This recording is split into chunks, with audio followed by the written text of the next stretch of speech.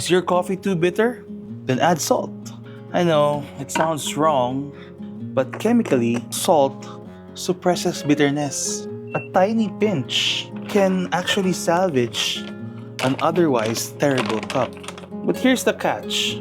If you can actually taste the salt, then you've used too much and you've ruined it. The salt has to do its job and then disappear. Its only purpose is to make the coffee better, not to announce itself, not to announce its own presence. In the gospel today, Jesus calls us salt of the earth and light of the world. And there are two important points in that image. First, don't hide. Salt kept in its shaker is useless, and light hidden under a blanket might as well not exist. Isaiah reminds us of this in the first reading.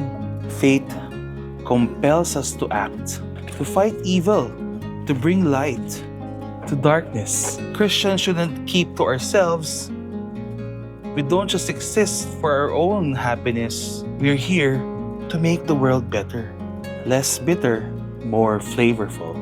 But the second point is even more important. Don't overdo it.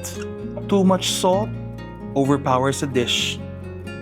Too much light blinds instead of illuminates. And often this is the part where things get tricky, especially for us who are in ministry and leadership in the spotlight. We set out to serve God, to point people to Jesus. But little by little, if we're not careful, it becomes about us, about leaving our mark, building our platform, making sure people remember our name. St. Paul knew this danger very well. That's why in the second reading, he admits that his mission is effective precisely because of his weaknesses. Because it is through those cracks that God's light shines through, and not him. Embracing his weaknesses made sure that St. Paul was never the main character, but God. And that's the trick, isn't it? In coffee, in faith, in ministry, use just enough to be effective, and then disappear. Remove the bitterness without adding saltiness. Like stars that have long died but whose light still brightens the night sky, like salt that dissolves completely to enhance the entire dish. The goal, as always, is not for us to be remembered.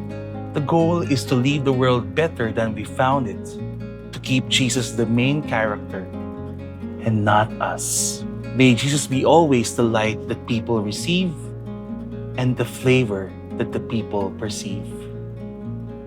God bless you. Cheers.